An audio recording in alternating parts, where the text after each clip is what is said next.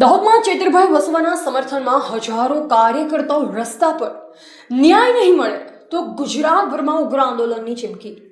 દાહોદ શહેર આજે ચૈત્રભાઈ વસવાના સમર્થનમાં યોજાયેલી ઐતિહાસિક પદયાત્રાનું કેન્દ્ર બન્યું।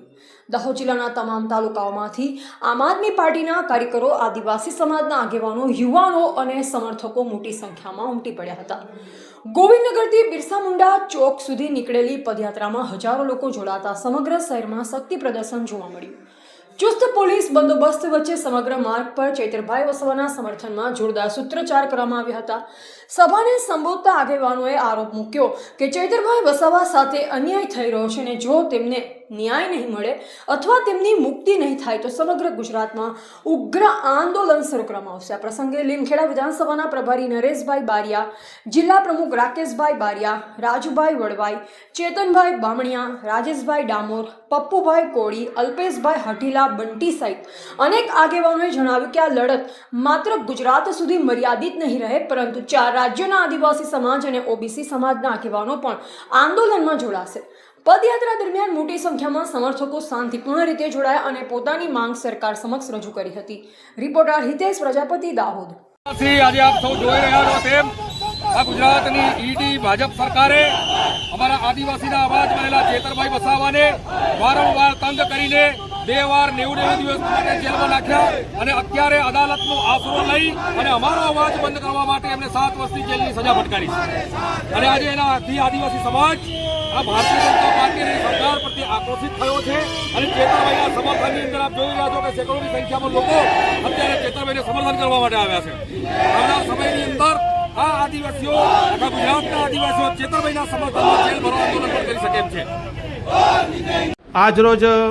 અત્યારે દાહોદ જિલ્લાની અંદર સિટીમાં રેલી કાઢવામાં આવી છે, એ બાબતમાં તમે શું કહેવા માંગો છો? નમસ્કાર, મારું નામ છે રાકેશ બારિયા। આજ રોજ 27 તારીખના રોજ દાહોદ જિલ્લાની જે પદયાત્રા અને સાથે રેલીનું આયોજન કરવામાં આવ્યું હતું, એમાં અમારા આમ આદમી પાર્ટીના દાહોદ જિલ્લાના તમામ કાર્યકર્તાઓ ઉપસ્થિત રહ્યા હતા અને સાથે દરેક જિલ્લામાંથી વિધાનસભાના જે માણસો છે એ બધા જ આજે દાહોદ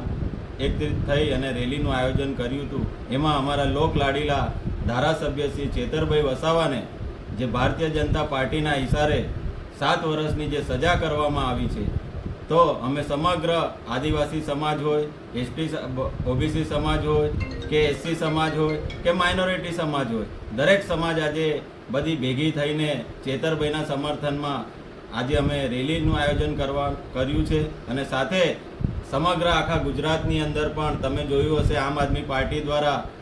દરેક જગ્યા પર, દરેક લોકસભા હોય, દરેક જિલ્લાની અંદર જે રેલીઓ કાઢવામાં આવી છે, એમાં અમે આ રેલીનું અમારું આયોજન એટલા માટે છે કે આપણા આદિવાસી સમાજના હીરો અને દેડિયાપાડાના ધારાસભ્ય શ્રી ચૈતરભાઈ વસાવા જોડે વારંવાર જેલમાં પૂરી અને એમના જોડે અત્યાચાર જે કરવામાં આવે છે અને વિરોધ પક્ષના જે પણ પાર્ટીઓ એને જેલમાં નાખવામાં આવે છે, તો અમે એક સંદેશો આપવા માંગીએ છીએ કે ભારતીય જનતા પાર્ટીના નેતાઓ બલાત્કાર કરે છે, ગુંડાગીરી કરે છે અને દરેક જગ્યાએ એ નિર્દોષ છૂટવામાં આવે છે, તો અમારી આમ આદમી પાર્ટીના નેતાઓને ખાલી એક ગ્લાસ મારે તો પણ જેલમાં પૂરી દે છે અને વગર ખાલીના ખોટા કેસ કરાવીને પણ એમને જેલમાં પૂરી દે છે। તો આજે અમે એમના સમર્થનમાં આજે અમે બધા ભેગા થયા છે અને આજે રેલીનું આયોજન કર્યું છે અને આવનારા દિવસોની અંદર અમારા આદિવાસી સમાજનું પણ એક મોટું સંમેલન થવાનું છે અને એક આંદોલન થવા જઈ રહ્યું છે અને એની અંદર દરેક જાતિના માણસો પણ ભાગ લેવાના છે અને ચૈતરભાઈને જે ખોટા કેસમાં જેલમાં પૂર્યા છે એમને નિર્દોષ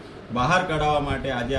અમે લોકો બધા ભેગા થવાના છે અને આવનારા સમયની અંદર જો અમારા ચૈતરભાઈને છોડવામાં નહીં આવે તો અમે સૌથી મોટો ઉગ્ર આંદોલન કરવાના છે ભાજપ સરકારની સામે અને પડકાર ફેંકવાના છે કે આ તાનાશાહી સરકારથી આ ગુજરાતની જનતા જે છે થાકી ગઈ છે, હવે એમનો જવાનો ટાઈમ આવી ગયો છે, એટલે અમારા નેતાઓને વારંવાર જેલમાં પૂરવામાં આવે છે। પણ હું મારો એક સંદેશ આપવા માંગુ છું, ભારતીય જનતા પાર્ટીમાં જેટલી પણ તાકાત હોય તો અમારા દાહોદ જિલ્લાના દરેક નેતાને પણ જેલમાં પૂરી દે અને એમની જેલોને ઉભરાઈ જાય એટલા કાર્યકર્તાઓ અમે એમની સાથે છે અને ટૂંક સમયમાં છોડવામાં નહીં આવશે। તો આંદોલન પણ બી થશે, જેલ ભરો આંદોલન બી થશે ને સરકાર સામે ગાંધીનગર છાવણી પર બી અમે ત્યાં આગળ આંદોલન કરવાના છે।